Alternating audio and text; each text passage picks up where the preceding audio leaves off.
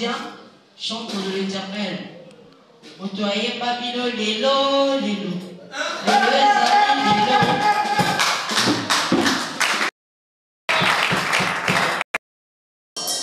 Vraiment la joie tant il y a besoin de la promotion de la télé, c'est normal. Amen, non? Donc nous avons préféré tout adorer Nzambe dans ces moments et ça n'a qu'à dire album na utaki kobimisa. Na utaki kobimisa deuxième album le 3 juin 2023. Donc tu voyais pas manzi bongo sikasiko. Amen, non? Tu voyais pas adoration moko peut te louer Nzambe. Et tamani maboko pemilo.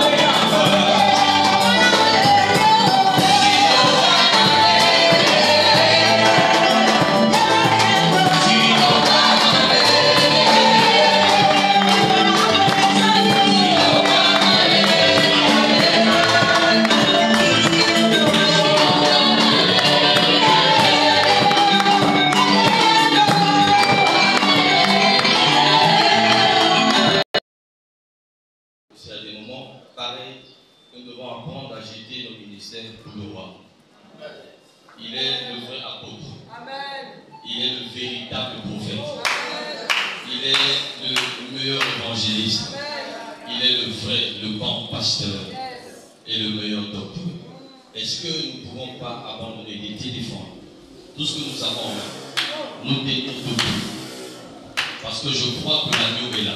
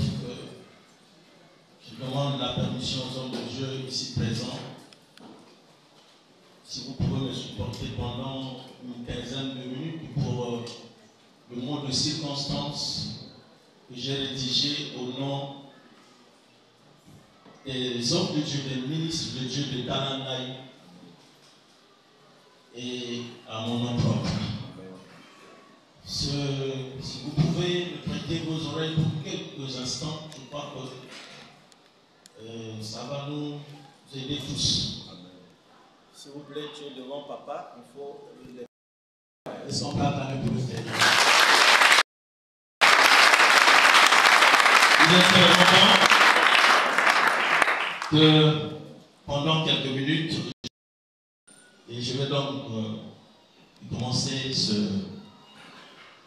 mot de circonstance. Révérend ministre de Dieu, Gustave Ambenzé.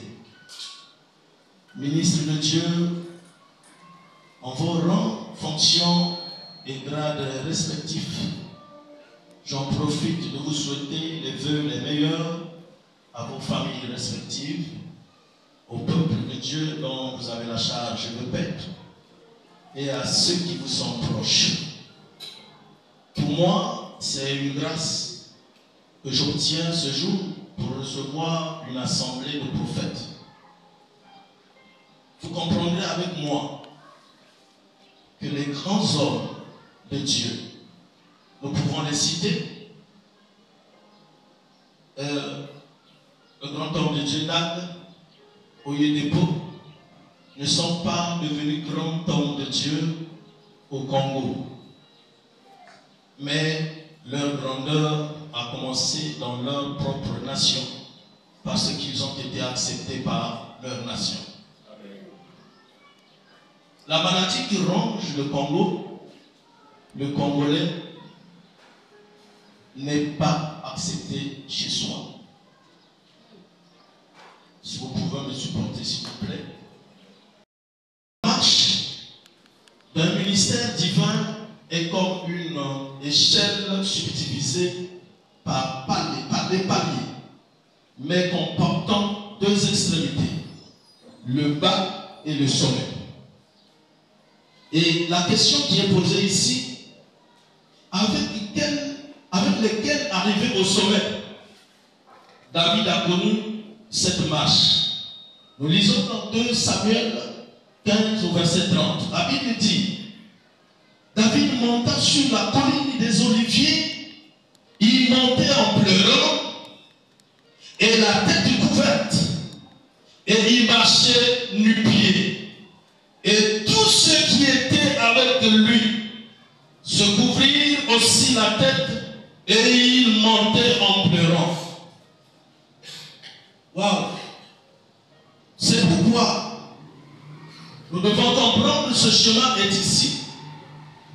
Nous trouvons une personne en bas et nous trouvons une personne au sommet. Donc il faut des gens qui puissent prendre le poids pour marcher avec quelqu'un comme David ce jour-là. Alléluia. Pour l'Afrique. Nous trouvons nos nations vibrer, dit l'Éternel. Le relèvement est un corps qui chante, même s'il est attaché au fil pour être tué. Il chantera pour annoncer l'aurore. L'architecte du relèvement, c'est Jésus-Christ de Nazareth. Et c'est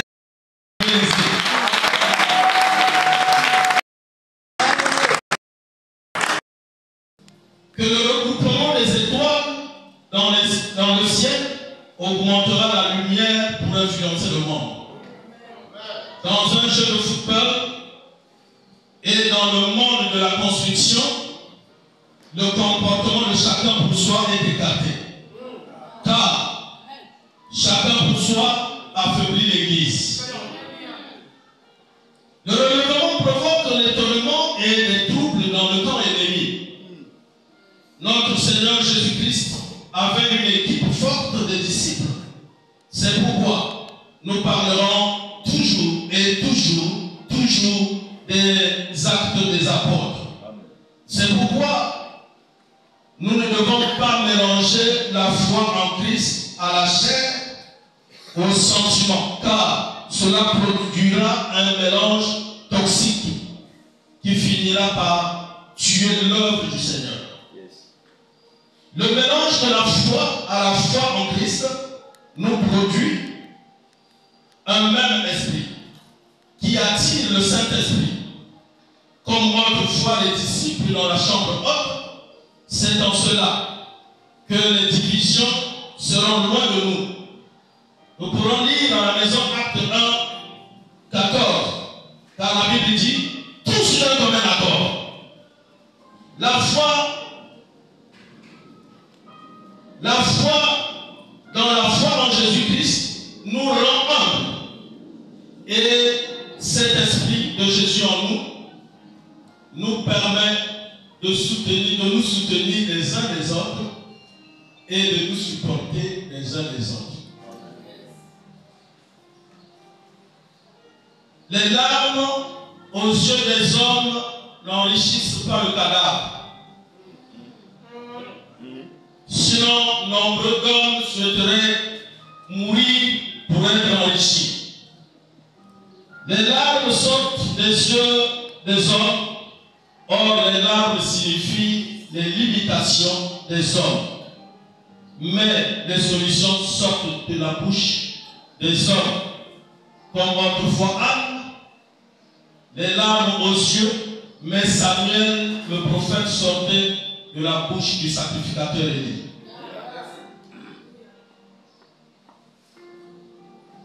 Ces moments de rencontre doivent nous pousser à comprendre quelque chose de très important. Se demander comment il est arrivé que Dieu me fasse rencontrer tous ces hommes de Dieu. Dans la vie d'un homme, il y a toujours deux choses faciles à faire et une chose très difficile à faire. Créer la relation est une chose très facile, car des ruses, de la ruse et de la flatterie, on peut créer des relations. Détruire la relation est aussi autre chose très facile à faire, car il est difficile pour un homme de supporter un mal fait de son prochain contre 9 bienfaits. La chose la plus difficile alors, l'homme rencontre sur tout son parcours, le parcours de sa destinée, c'est entretenir la relation. Entretenir, c'est difficile. Nous pouvons sortir là, on crée des relations, mais l'entretien, c'est la chose la plus difficile que nous rencontrons tous. L'histoire d'un homme ne commence pas par les pieds, mais par la tête. Combien de parents, de sages femmes et hommes qui reçoivent un nouveau-né attendent les pleurs et non les marches. Tu es poussé aux pleurs si tu viens au monde muet. Le sel n'a jamais voulu de lui-même être salé pour donner le goût, mais c'est Dieu qui l'a voulu. Sinon que le sucre qui est le jumeau du sel pouvait lui aussi devenir le sel, pour que Dieu parle de lui dans Matthieu 5, verset 13. Cela ne veut pas dire que le sucre est moins important que dans la société. Dans la société, chacun donne ce qu'il a la possibilité de donner.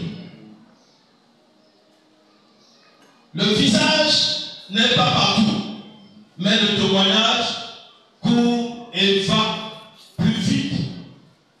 La réputation de cet homme de Dieu, le révérend pasteur Gustave Ambézé, est l'une des couleurs des plus éclatantes qui fait la beauté de notre nation. Le coq a un seul propriétaire, mais il chante pour tout le village.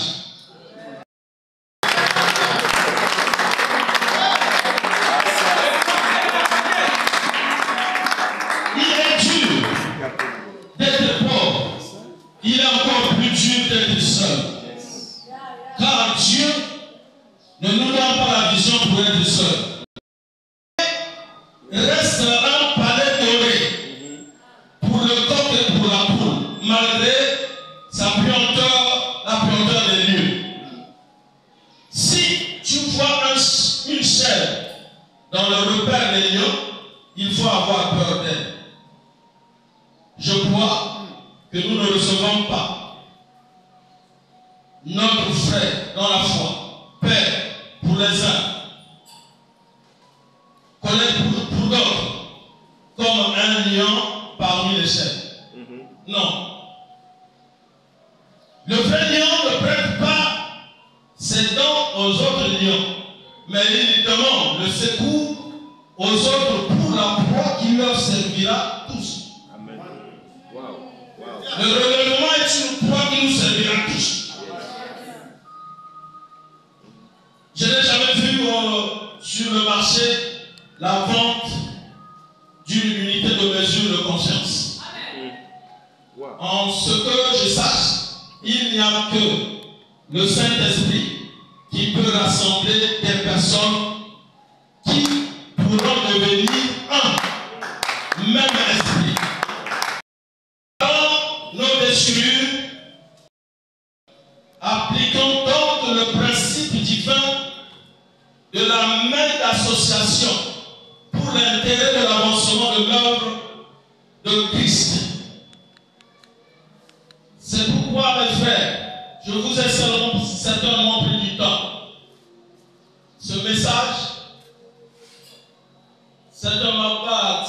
l'attention de tous les hommes de Dieu de Canada. On a même le dédain d'acclamer pour un frère qui est pasteur comme toi. Non, nous devons abandonner ces choses. Et même la politique nous apprend beaucoup de choses. Voilà pourquoi la Bible dit la nature ne vous enseigne pas. C'est pourquoi je ne suis pas digne de vous communiquer la vision de ces assises. Je vous prie, s'il vous plaît, de vous lever et nous allons recevoir la personne qui est mieux placée pour nous donner des directives. Comment est-ce que les choses vont se passer indirectement sans que vous ne le sachiez. Ce livre-là que j'ai écrit sur la CIF, j'étais le 2 mois.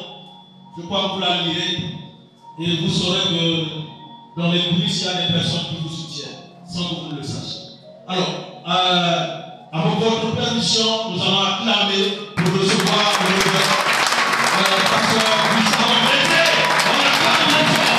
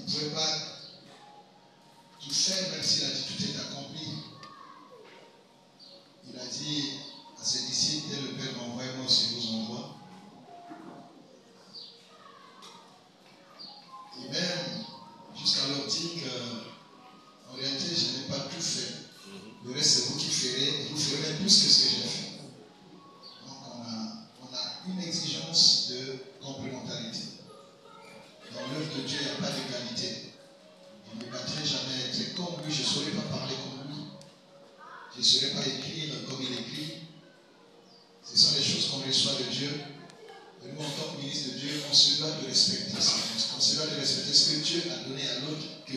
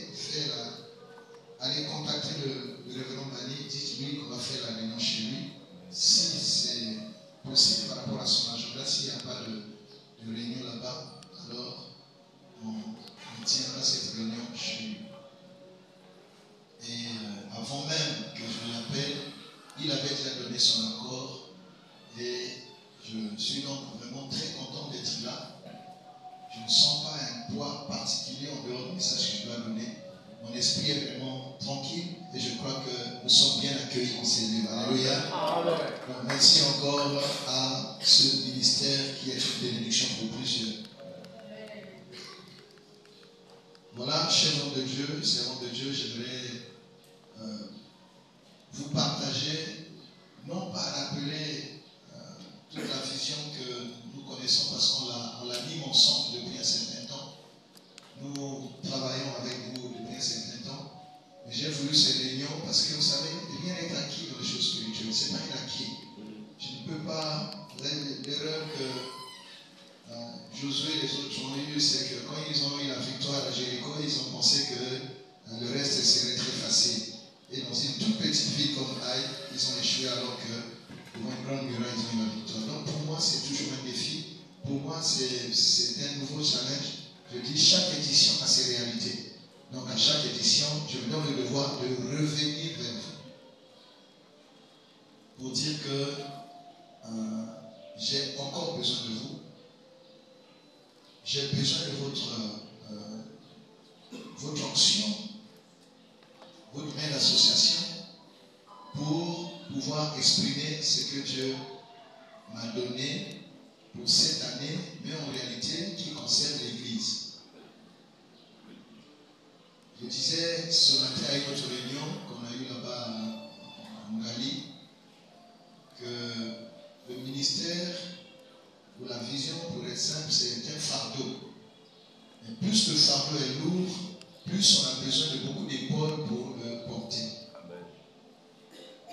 Et à chaque fois, pour ceux qui nous accompagnent depuis un certain temps, vous allez voir qu'à chaque fois, le fardeau est en train de devenir de plus en plus grand.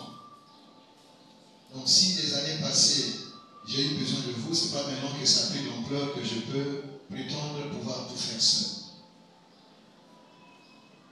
Une telle vision n'est pas, il ne s'agit pas simplement d'avoir les moyens pour réussir les choses de Dieu. Ce n'est pas une affaire d'argent. Moi, je n'ai jamais lié le ministère qu'à l'argent. Sinon, il y a des gens qui sont très riches, qui pouvaient s'improviser, commencer à faire des choses que nous faisons parfois avec peu de moyens. Donc c'est vraiment une affaire d'appel, de vision et le fardeau qui va avec. Les conférences du relèvement concernent les hommes de Dieu. Et Dieu m'a convaincu que pour ce qui est des conférences, je sois le plus muet possible.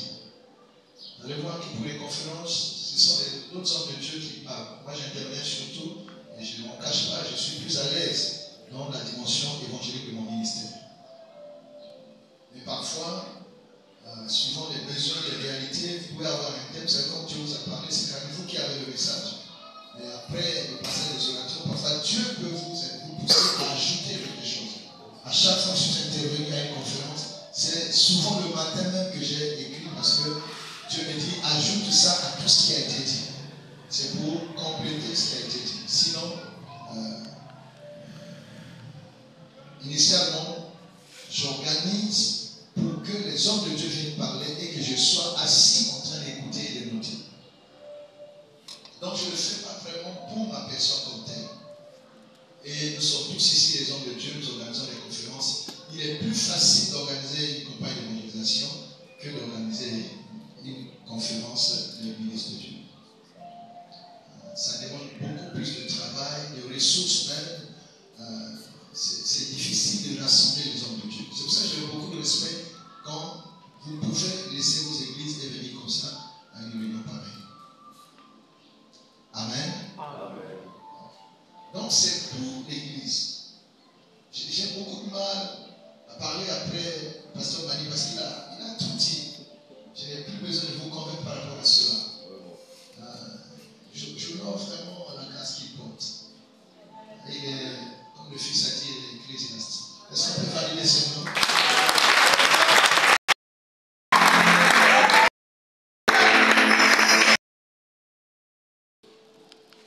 Je disais à la réunion que j'ai eu hier à Makele qu'il y a tellement de gens qui savent parler dans ce pays.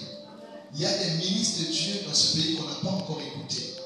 Ce qui leur manque, c'est juste la plateforme. une forme, leur donner le micro, organiser et les laisser parler, nous découvrons que Dieu a béni cette nation.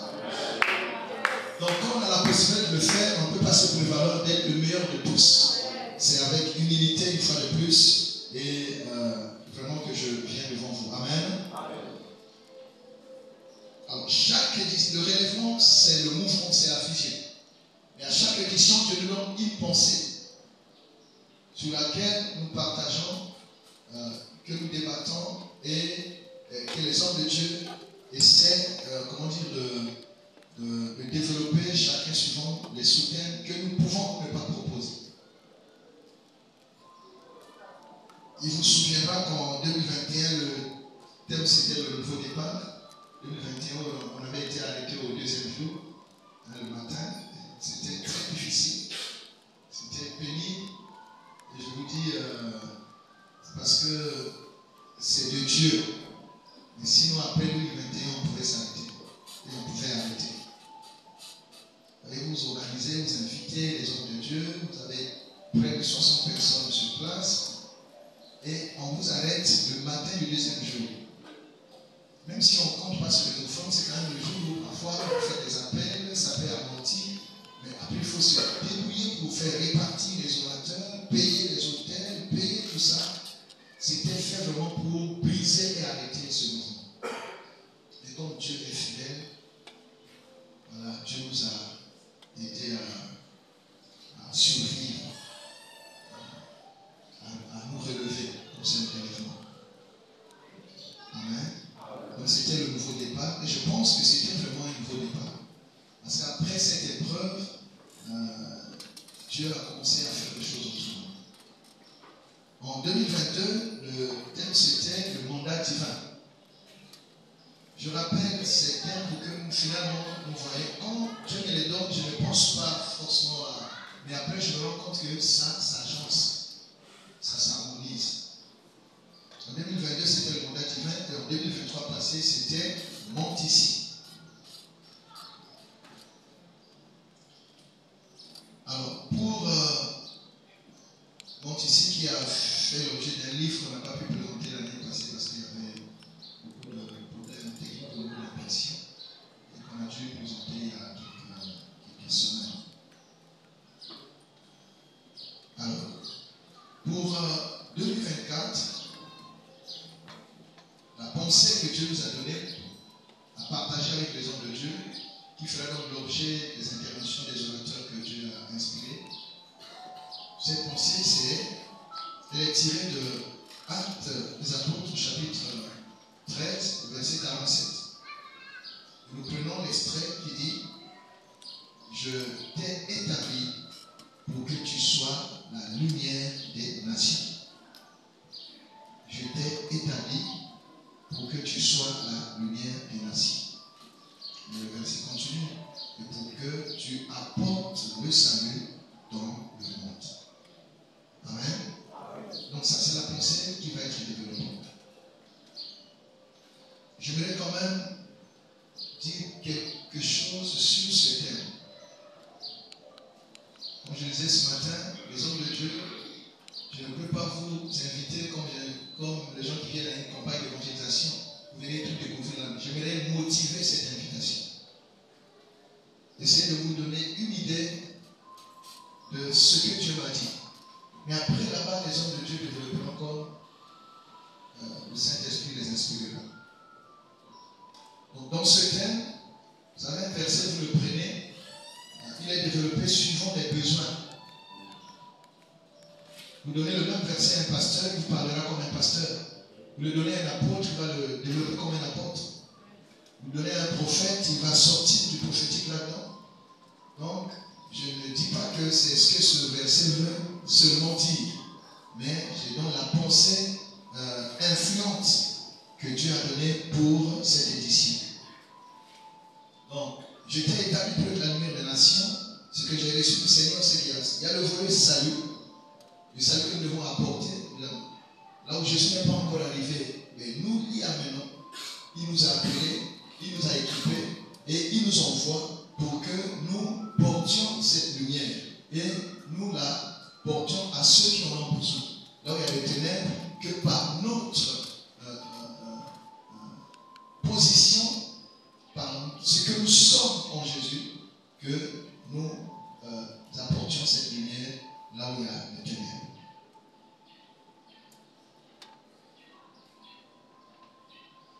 Le Seigneur a dit lui-même qu'il est, il dit, quand je suis dans le monde, je suis la lumière du monde. Mais il nous a dit aussi que nous sommes la lumière du monde. Nous sommes une ville située sur la montagne. Pour éclairer.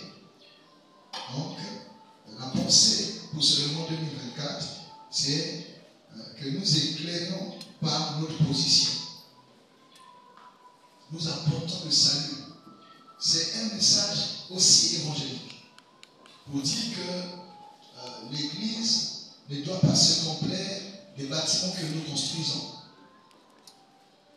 Nous sommes tombés dans le piège des empires.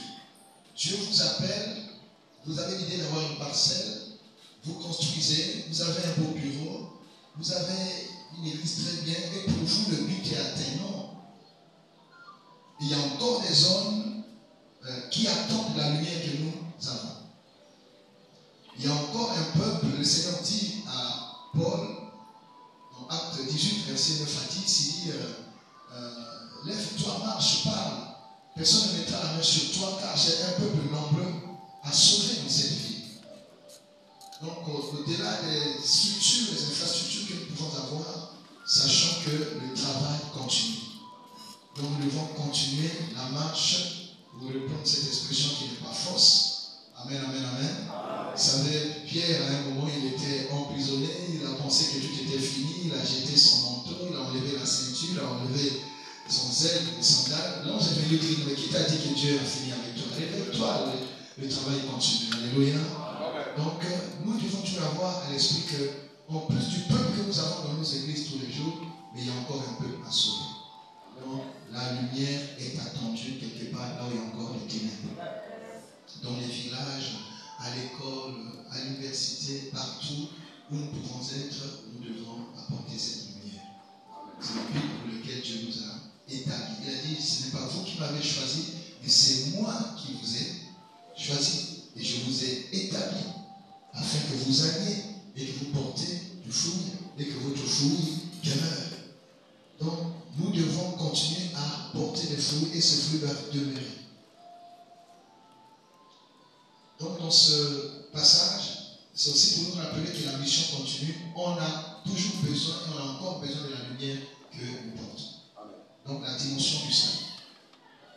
Alors, dans ce passage, il y a aussi l'Esprit a insisté sur « Je vous ai établi ». L'année dernière, c'était « Monte ici ». Le Seigneur nous fait monter pour nous établir au sommet. C'est pour que nous soyons conscients de notre position en Christ. Et cette position doit impacter le monde. Il nous a établis en hauteur, sur les sommets. Nous sommes un peuple de sommet.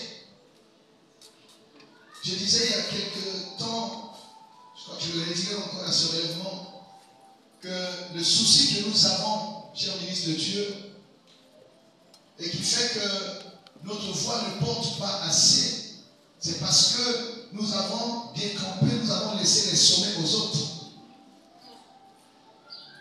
La voix de l'Église, l'impact de l'Église sera réel si nous occupons les sommets et si nous régnons aux portes. Il y avait d'ailleurs un thème comme ça de relèvement, ce n'est pas quel 2018, qui règne aux portes. Nous avons laissé les portes et les sommets aux autres. C'est pour ça qu'avec toutes les options que nous avons, nous sommes dans la vallée. Nous avons des ministères qui sont sous le poisson. Amen. Tu as la lampe, mais sous le poisson, qui va te voir sous le poisson? Notre place, c'est au sommet. C'est au sommet que nous impactons. C'est au sommet que nous sommes audibles aussi. Jésus est tout, il est Dieu, mais un jour tu as eu besoin de le mettre sous la montagne de transfiguration pour ouvrir les yeux de ceux qui l'accompagnent tous les jours. Il dit, celui-ci est mon fils bien-aimé, en lui j'ai mis mon affection, écoutez-le. Donc c'est quand nous sommes au sommet que nous sommes audibles. Donc nous avons beaucoup de choses en nous, mais la position n'est pas bonne. que nous prenions conscience de la position que Dieu nous a donnée. Et ne pas nous laisser intimider Quand l'église n'occupe pas les sommets, les occultistes seront au sommet. Et ils vont tamer le pion sur vous. Au lieu que la lumière éclaire, c'est les ténèbres qui vont éclairer la nation. Qui vont, comment dire, assembler la nation. Il y a donc cette notion d'établissement, mais au sommet, parce que Dieu nous a déjà fait monter. Il y a dans ce thème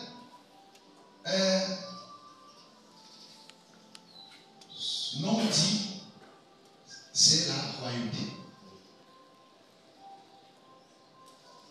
Dieu nous a établis dans cette dispensation comme des rois et des sacrificateurs. Souvent nous perdons, je ne critique pas chacun opère selon ce qu'il a reçu de Dieu. Et je dis que c'est parfois un piège dans cette dispensation de la grâce d'opérer comme si on était encore des Aaron, d'opérer comme si on était au temps de Lévi et tout. Voilà. On n'utilise pas assez ce que Dieu nous a donné. Nous sommes dans la dispensation où on est roi et sacrificateur. C'est pour cela que notre sacerdoce n'est pas identifié à Lévi, mais il est identifié à Melchisedec qui était le roi de Salem. Il est roi et sacrificateur. Alors cette dimension est importante. Pourquoi? Si on prend le terme sacrificateur comme un terme générique qui peut comporter tous les hommes de Dieu, tous les ministres, comme à l'époque, le prophète, il était un peu... Voilà, dans le prophète, là, il y avait le pasteur, il y avait tout. Dans cette dispensation. Si on prend le terme sacrificateur, on va dire que nous voyons les sacrificateurs.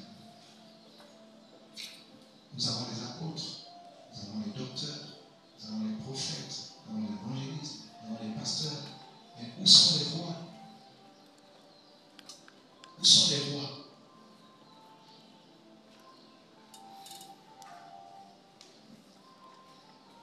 Nous opérons, nous avons réduit l'onction et la puissance que nous avons reçue seulement au sacerdoce ou à la sacrificature.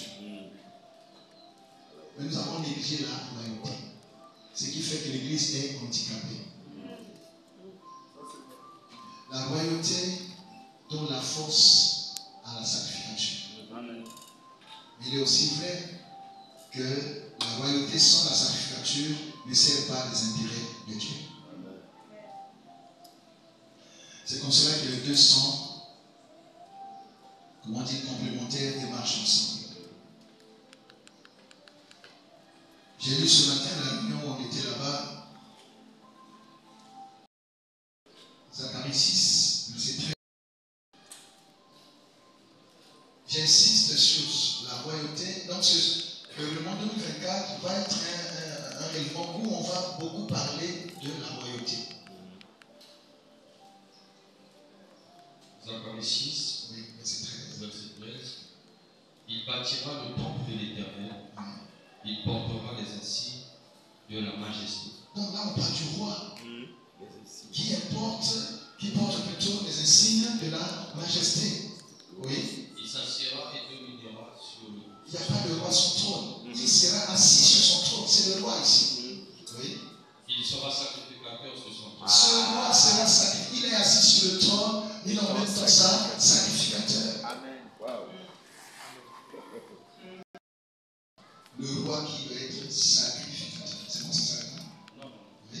Et une parfaite union. Une parfaite union régnera entre l'un et l'autre. Donc entre la royauté et la sacrificature, il y a une parfaite union. C'est ça qui fait l'équilibre. J'aimerais attirer notre attention, chers amis de Dieu. Nous sommes trop loin et trop puissants pour ne faire que ce que nous faisons. Si nous utilisons nos options et la puissance qu'on a reçue que pour chasser les démons, que même quelqu'un qui s'est converti aujourd'hui peut chasser, c'est un gaspillage.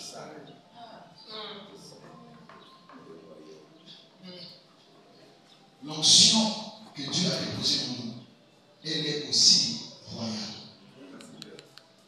Et je me dis, je suis vraiment interpellé par rapport à ça. Je me dis que Jésus nous posera des questions.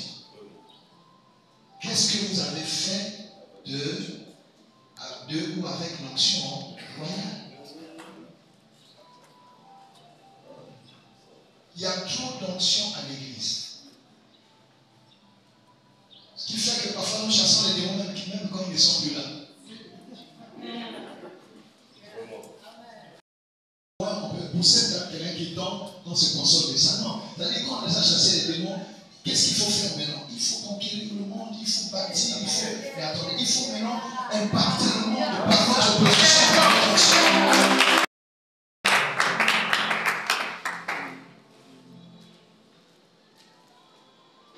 Pourquoi ce message est important pour les hommes de Dieu que nous sommes?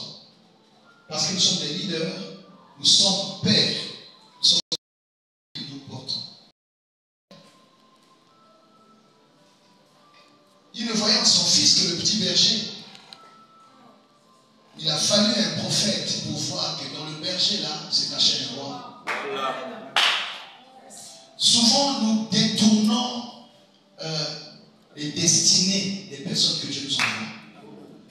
Il y a des rois que Dieu nous envoie, mais nous ne voyons en eux que la capacité d'intercesseur.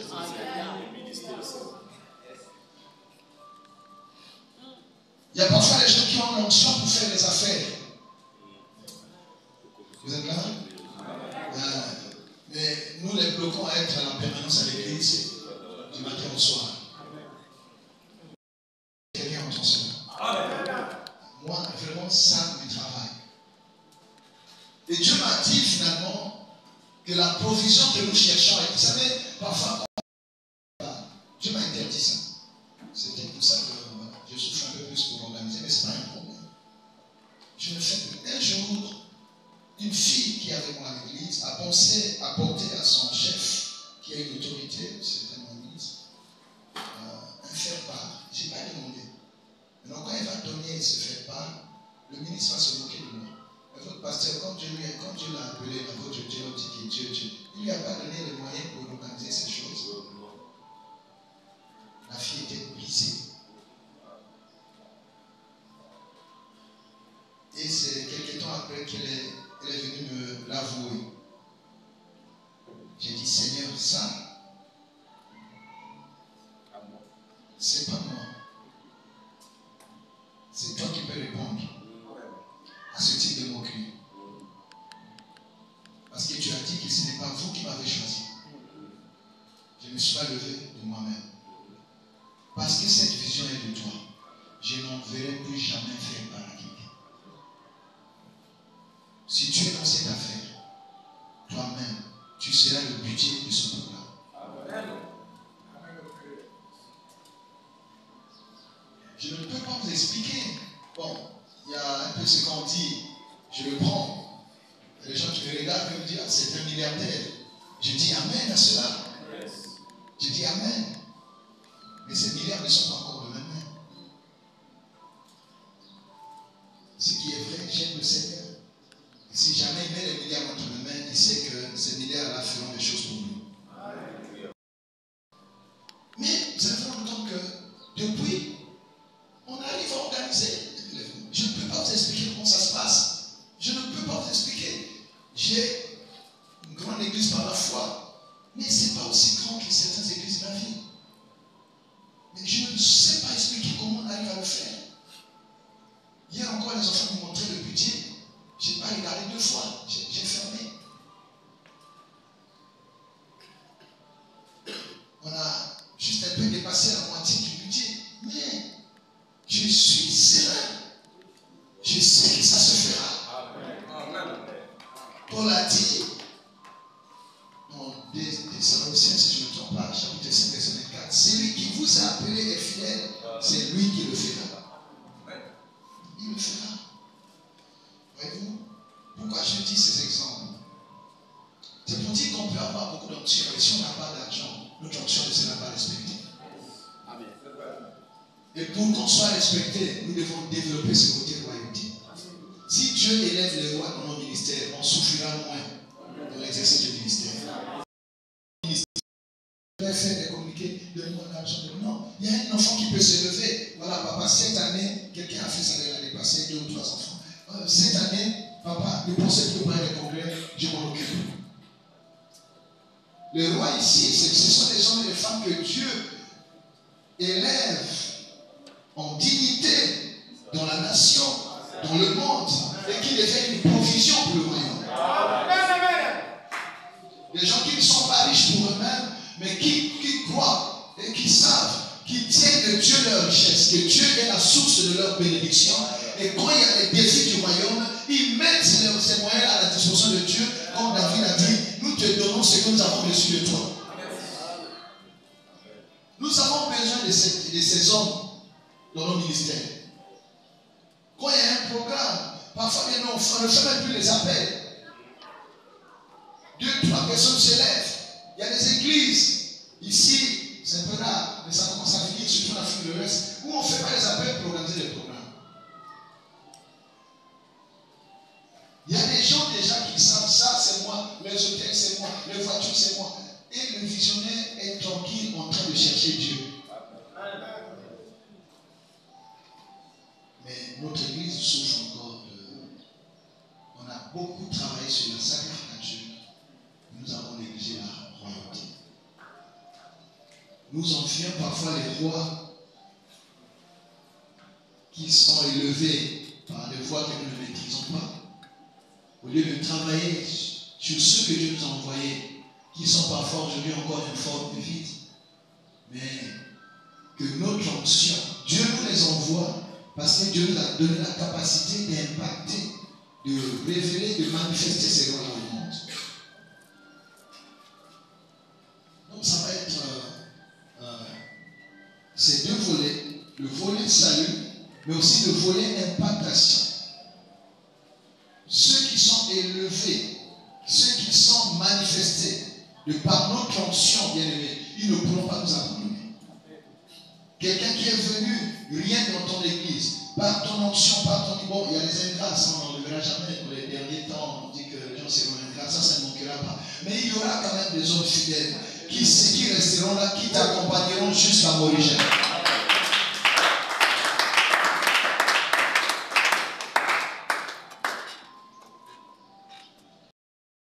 Mais tous n'ont pas été rois, tous n'ont pas été, lévites, sacrificateurs.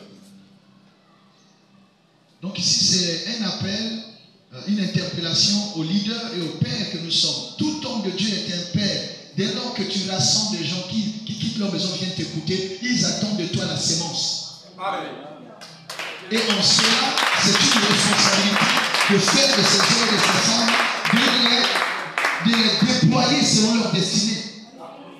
Amen. Il y a des destinées confisquées par les lois des familles. Il y a des destinées confisquées par les réalités des présenteurs spirituels. Mais quand ces gens viennent au contact de l'onction que Dieu a déposée en nous, bien aimé, ces destinées-là sont récupérées par Dieu et sont déployées dans le royaume pour agir pour le bien du royaume. Donc faisons attention. Ne faisons pas comme Élie qui a failli partir avec le manteau. Ce manteau ne s'élèvera pas au ciel. Au ciel, il n'y a pas de mort à ressusciter, il n'y a pas de pauvres à enrichir, il n'y a pas de stérile à faire enfanter. C'est sur la terre que notre onction doit laisser des traces. Donc, voilà le fardeau que Dieu m'a donné pour cette année. Nous sommes établis pour établir les rois. Je donne un exemple. C'est Samuel, le prophète. Quand il voit Saül, il dit ceci à Saül. Dieu ne t'a-t-il pas loin pour que tu sois le roi de son peuple? C'est-à-dire qu'il y a des gens qui sont là, qui sont loin par Dieu. L'onction ici, l'onction établit en fait. L'onction nous dispose à quelque chose. Maintenant, ces gens viennent à notre contact pour que nous les manifestions, nous les intronisons dans leur destinée. Donc c'est vrai que Dieu avait oint, mais il fallait encore le prophète pour l'introniser, pour l'oindre et le libérer pour la mission à laquelle il a été appelé. Nous avons des rois dans nos églises, mais qui se cachent dans la forme qu'ils ont quand ils sont arrivés. Mais c'est à nous de les dévoiler, d'enlever le voile qui cache ce qu'ils ont en eux.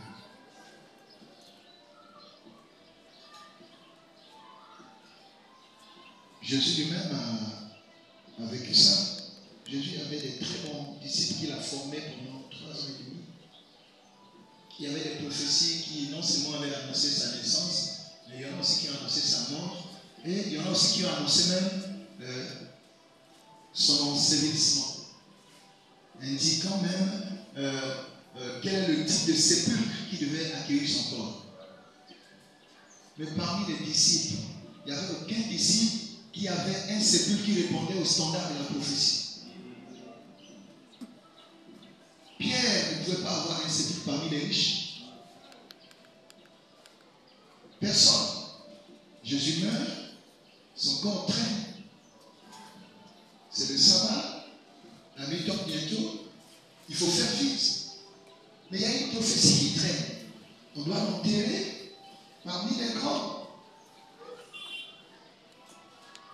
Et déjà, il faut aller prendre ce corps-là. Il y a Ponce Pilate qui règne. Qui va aller chez Ponce Pilate?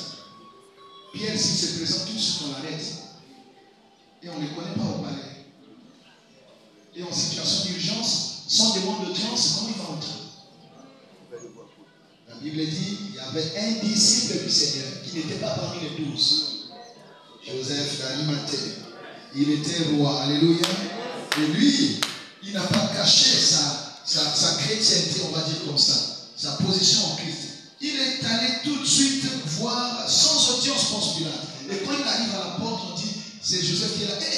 Laissez-le entrer, sans audience. Mais c'est pas sa position. Merci. C'est pas sa position. Pas par son onction. C'est pas sa position. Que Dieu nous aide. Que Dieu élève ses enfants.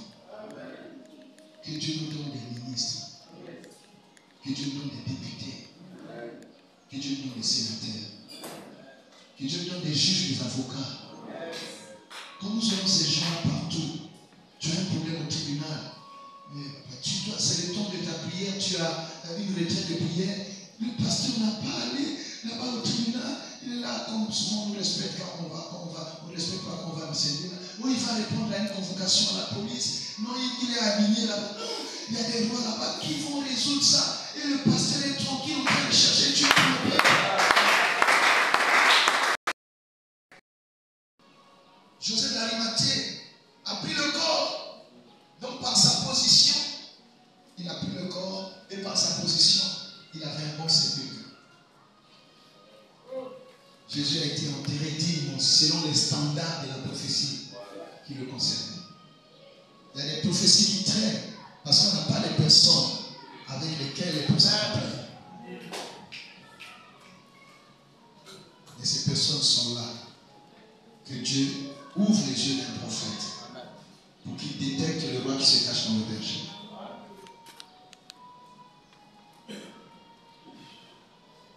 Que Dieu ouvre les yeux d'un prophète, d'un sacrificateur, entre guillemets, qu'il voit la reine qui se cache derrière l'esclave, l'orpheline et l'étrangère, Esther Hadassah. Si nous comprenons cela, je sais que ce sont les choses que nous prêchons, mais si on prend vraiment conscience de ça, l'Église ne sera plus méprisée comme elle est aujourd'hui. Si tu as un ministre dans ton église, tu crois qu'un policier peut venir entrer là, comme ça m'était arrivé à un culte, tu te souviens? Un dimanche, on était là à l'église, entre deux cultes, on se reposait un peu, et les policiers passaient. Il n'y avait pas de bruit. Ils sont pourtant passés. Et quand ils ont vu beaucoup de gens, ils sont revenus. Ils démarrent, ils ne demandent à personne. Ils entrent droit dans les temples. Ils commencent à dénoncer les baffes. Alors qu'au premier culte, mon onction a tellement fonctionné. Les démons étaient chassés, les gens sont tombés, les chaises ont été cassées. Mais les policiers n'ont pas respecté mon onction. Ce jour-là, Dieu m'a voulu enseigner. Parce qu'un ministre a décidé de venir prier à l'église. Donc quand le ministre entre, les policiers avaient déjà les baffes sur leurs épaules. Et le ministre me dit, il y a quoi ici? Où est le pasteur? Il entre dans mon bureau. Moi, je ne supporte pas qu'on méprise un serviteur de Dieu. Je vous dis, ça je ne supporte pas. Je ne supporte pas qu'on manque du respect aux choses de Dieu. Quel que soit de mon église ou pas, je ne supporte pas. Parce que je sais ce que nous sommes en Dieu. Je sais ce que nous portons. Et parfois, il y a des gens qui sont là, ils ne connaissent pas les sacrifices que nous endurons. Il peut y avoir la paix dans le pays parce que nous prions. Il y a des choses qui arrivent ailleurs qui n'arrivent pas ici parce que nous avons les genoux fléchis, nous portons le pays par nos prières. Et quand tu vois parfois un policier qui vient comme ça, mépriser les choses sacrées, moi ça me met hors de moi. J'étais dans le bureau, j'étais énervé. J'ai dit, si je sors, je parle là, ils vont m'arrêter. Et le ministre est arrivé. Je dis, quoi?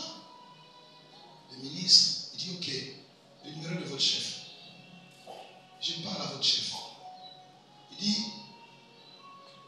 dit, je suis venu faire mon culte, je veux faire mon culte. Il n'a même pas parlé du pasteur. C'est le ministre par sa position qui parle au chef des policiers au téléphone. Il dit, mais monsieur, c'est pasteur qui? Alors, je suis venu faire mon culte, je veux avoir mon culte, je veux faire mon culte. Merci. Moi, avec mon onction, j'étais derrière le ministre. Moi, ministre de Dieu, là, j'étais derrière le ministre par position. C'est leur chef qui appelle les policiers. Mais qu'est-ce que vous êtes allé chercher là-bas? Mais non, je vais avoir des problèmes. Remettez l'histoire de tout. Donc, de la même façon qu'ils ont pris, ils ont fait quoi? Ils ont réuni. Ils se sont confondus en excuses et tout. Les techniciens ont mis le matériel en place et on a fait le culte. Ce jour-là, s'il n'y avait pas ce ministre, s'il n'y avait pas ce roi, je prends cet exemple pour que nous comprenions. Amen. Maintenant, si nous savons, vous savez, il y a des endroits où toi, avec ton onction, ministre de Dieu, on ne peut pas accepter que tu ailles évangéliser là-bas. Si nous avons des enfants qui sont là-bas, notre message arrivera là-bas, par eux. Donc, ils seront la lumière qui va éclairer le monde. Le monde ici, ça peut être à l'université. Là où un professeur d'université est fils de ton église, il apporte un message là-bas. Ça peut être au tribunal, ça peut être à l'armée, ça peut être... Et par leur position, ils vont impacter, ils vont évangéliser. Voilà ce côté qui sera vraiment développé, sur lequel j'aimerais que les hommes de Dieu que nous sommes comprenions que nous ne pouvons pas continuer à servir Dieu comme on le fait. Les hommes de Dieu que nous apprécions là, dans d'autres pays, c'est ça le secret. Ils ont travaillé, non seulement sur les onctions, mais aussi pour le positionnement de leur fils. Je prends un exemple d'un frère que nous avons dans le pays. On peut le critiquer. Prenons notre frère, le pasteur de l'ICC. Vous êtes là? Par la grâce de Dieu, on lui a confié la création d'une structure. Dieu l'a établi là-bas. Et qu'est-ce qu'il a fait? Il a fait former. Moi, je ne critique pas ça. Il a fait former ses enfants.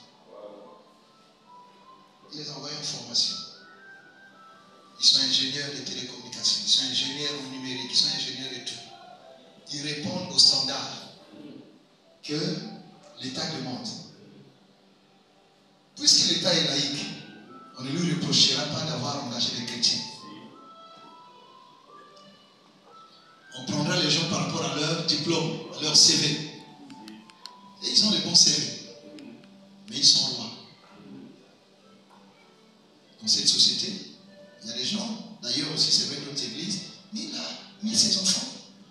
Ça stabilise le ministère.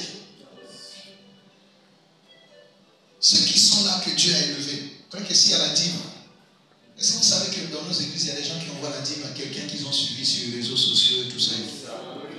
Quelqu'un qui ne souffre même pas pour lui. Toi, tu es là, tu pries pour la personne et la dîme va dans un autre pays.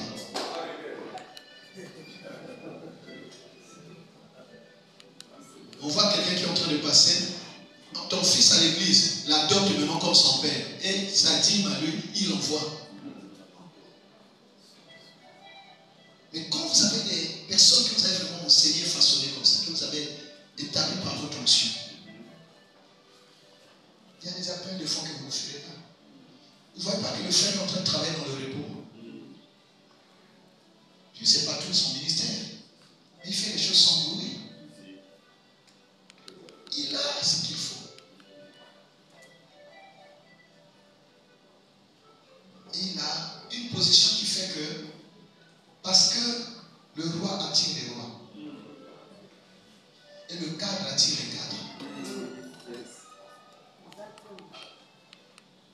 Il y a des gens, malgré ton onction, quand ils viennent, ils voient le cadre, ils ne vont pas s'asseoir. Moi, il y a des gens qui viennent de temps en temps qui repartent. Il fait tellement chaud dans l'église.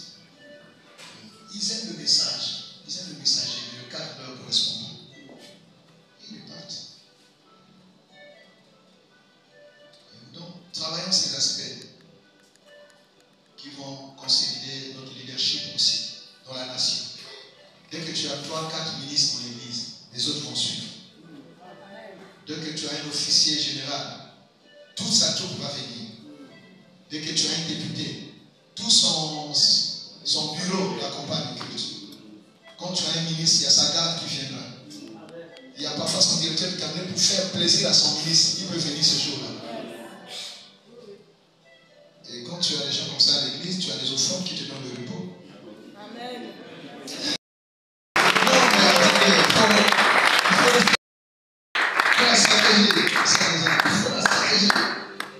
Alléluia, alléluia, alléluia. Un peu ce que sera le thème, mais n'empêche que les hommes de Dieu viendront développer suivant ce que l'Esprit leur dira. Mais le fond, c'est ça. Sauver, mais aussi établir les rois. Parce que ça correspond à notre sacerdoce. Nous sommes un royaume des sacrificateurs. On a trop vu les sacrificateurs, on cherche encore le roi. Le monde attend avec un ardent désir la manifestation, la révélation. Pourquoi on dit révélation? Ils sont déjà rois, mais il faut qu'on les révèle au monde. On le montre, on le présente. On les attend. Ne gaspillez plus votre onction seulement à chasser les démons qui ont déjà été vaincus à la croix. Il y a aussi autre chose à faire avec cette grande puissance que nous avons. Voilà, quand je parle de ça, je suis un peu passionné. Comprenez-moi. Et les dates, c'est du 7 au 11. Mais pour les hommes de Dieu, quand c'est du 7 au 10, de mercredi à samedi, le matin, de 8h à 12h30. Nous avons souvent fait le reproche. J'en parle déjà parce que peut-être quelqu'un va me poser la question sur la gestion du temps. Donc là, on a essayé de simplifier, on dit la liturgie, qu'il n'y ait plus trop de choses, les gens interviennent. On a vraiment simplifié de manière qu'on donne plus de place au message pour que les hommes de Dieu aient le temps de rentrer et de revenir le lendemain. Pour ceux qui voudront être à la réunion du soir, voilà, pour que ça soit un peu léger. Donc nous tiendrons compte de cela. Nous avons des défis financiers. Si Dieu vous bénit, n'hésitez pas de nous apporter votre soutien. On était l'autre fois chez l'apôtre Ndeke. Quand on a fini, un homme de Dieu de Pointe-Noire, que je ne connais pas personnellement très bien, il m'a suivi à l'église appelée Riobot. Je pensais qu'il avait peut-être me demandé peut-être pour une prédication ou quoi. Il est venu pour dire, depuis Pointe-Noire, je vois ce que Dieu fait avec toi. Je n'ai pas beaucoup ici, mais je vais donner ma contribution pour ce mouvement. C'est authentique ce que je vous dis. Un prophète, son nom était en comme ça sur le. Ça m'a touché. Comme le fait qu'on nous reçoive ici avec toute cette bienveillance, ça me touche, c'est un investissement. L'année passée, il y a des hommes de Dieu qui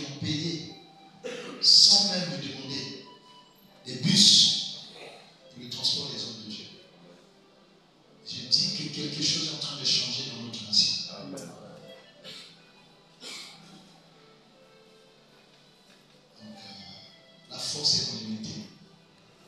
On n'est jamais fort tout seul. J'ai besoin de vous. Il y a peut-être eu des erreurs des éditions passées. Je m'en excuse. Mais parce que je sais que vous organisez aussi des programmes, vous ne pouvez pas tout prévoir. Il y a ce que vous prévoyez, il y a aussi des imprévus. Donc s'il y a quelqu'un qui a été déçu, heurté par les éditions passées, sachez que ça n'a jamais été volontaire. Et je compte sur vous pour que cette édition soit une édition. Nous avons des promesses pour cette édition. Je ne sais pas comment ça va se passer, mais Dieu nous a dit que ça sera grand.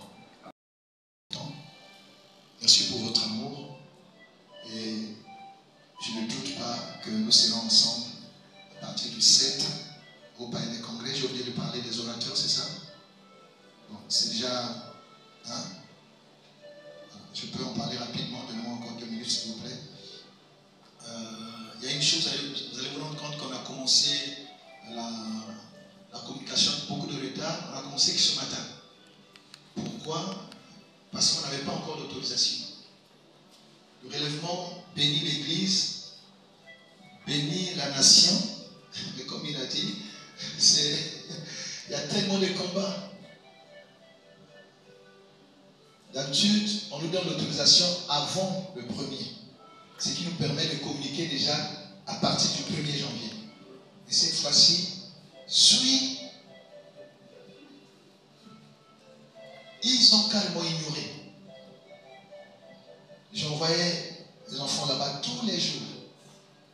Et je sais que c'était un piège. Si seulement j'avais commencé à communiquer avant l'autorisation, je sais que voilà, on devait créer des problèmes avec ça et bloquer l'activité. Mais depuis vendredi avant-hier, donc le 12 là, l'autorisation a finalement été signée. C'est ça qui fait que nous pouvons maintenant communiquer, vous envoyer des invitations et d'ici là, les invitations, vous les aurez. C'est pour ça qu'on fait les listes, des invitations nominatives. Donc les leaders ont des invitations avec leur nom et après, ils peuvent aussi, pour ceux qui les accompagnent, avoir des invitations sans nom ou ceux qui les accompagnent viennent avec leur autorisation. Donc ça, c'est pour le retard qu'on a eu. Maintenant, comptons sur Dieu. Ça se fera comme Dieu permettra. Les orateurs, à chaque édition, nous avons toujours un père local qui ouvre. Parce que Dieu nous a convaincus que vous ne pouvez pas travailler dans une nation où il y a eu des pionniers, des gens qui ont souffert, faire comme si c'est vous qui commencez. Non. Donc, on honore ces onctions-là, c'est vrai.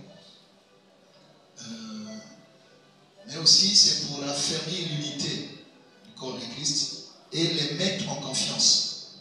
Et vous pouvez voir que de plus en plus, il y a cette harmonie qui est en train d'être rétablie dans l'Église. Et l'Église sera très forte. Donc, parmi les pères, celui qui s'est montré disponible, parce que ce n'est pas facile de les avoir non plus. Ils ont des programmes, ils sont absents. Mais là, ils ont promis qu'ils seront tous là. Mais celui qui s'est montré disposé pour être là, c'est l'apôtre Germain Deki. Donc il va revenir, il était là en 2020 Je ne sais plus. Il va encore revenir. Il est très content, il a fait un voyage, il a décalé pour prendre part au programme. Je pensais qu'on acclamerait le Seigneur pour l'apôtre.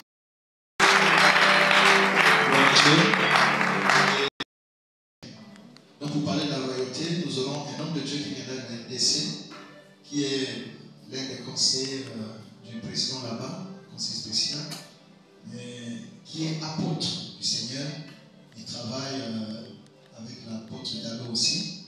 Mais avant le mandat du président Tshisekedi, il était en Europe.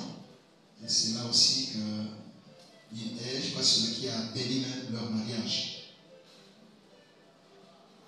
Donc il est conseiller du président, il est apôtre et il est homme d'affaires. D'ailleurs, il m'a reçu dans son bureau en tant que patron de sa structure. J'ai compris que nous dormons. Nous dormons.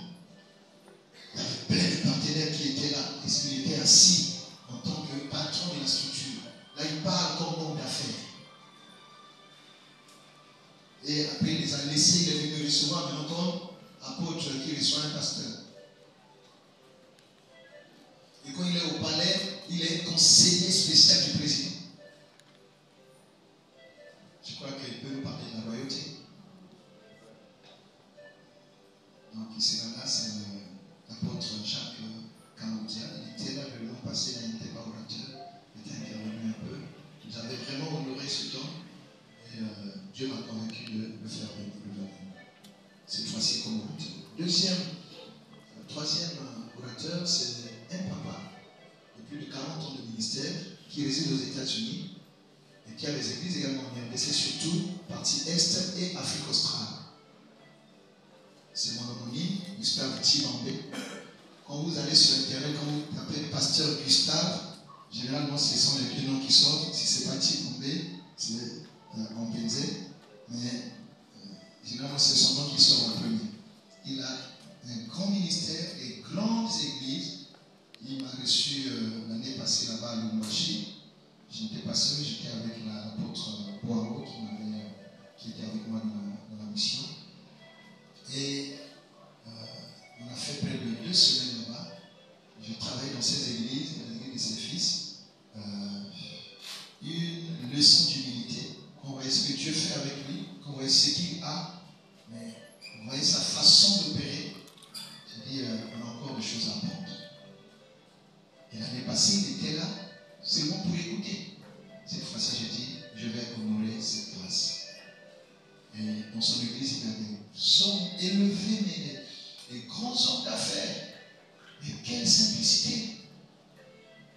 Toute sa famille aux États-Unis, il revient juste pour superviser le ministère, prêcher et repartir. Donc il sera là avec nous également en relèvement. Il parlera aussi de la royauté et nous transmettra son expérience de plus de 40 ans. Et combien c'est? 4e, nous aurons un homme de Dieu qu'on ne connaît pas beaucoup ici. Il est français, mais il travaille surtout avec le pasteur Béni. Ces jours-ci, il commence à beaucoup être sur les réseaux sociaux. C'est le pasteur Daniel Vendini. Vous le connaissez, non? Ouais. Il est vraiment dans le prophétique, il est dans l'impactation. Mais il a aussi un bon enseignement sur l'eschatologie. Quand il prend l'Apocalypse, il y a des choses qu'il explique et on comprend mieux. Un homme que Dieu utilise puissamment. Et Dieu l'a convaincu et lui a donné un message pour l'église du Congo ici. Il a dit, vous avez un mandat que vous n'exercez pas. Dieu m'a convaincu que l'église du Congo a un mandat, mais que vous n'exercez pas. Ce que Dieu vous a donné, si vous le manifestez, l'église du Congo sera une très grande église, non seulement en Afrique. Donc, il a ce message-là, il viendra également. Et c'est surtout avec lui, vu sa façon d'opérer, que nous travaillerons aussi les après-midi. Voilà. Je pense avoir tout cerné. Si j'oublie, bon, le Saint-Esprit me complétera. Merci beaucoup encore, révérend Mani. Merci aux hommes de Dieu. Merci à l'organisation. Je suis très reconnaissant que ce grand Dieu que vous servez vous bénisse et qu'il vous rende tout le bien que vous avez fait en accueillant et en disposant de votre vie. Et merci pour le mot de circonstance. Merci. Acclamons encore le Seigneur.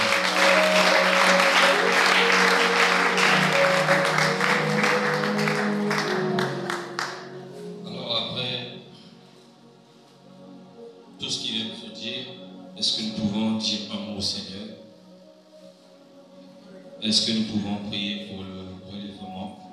Que Dieu soutienne, que Dieu soit au centre de tout, que l'Éternel Dieu soit lui-même, comme l'homme de Dieu l'a dit, le soutien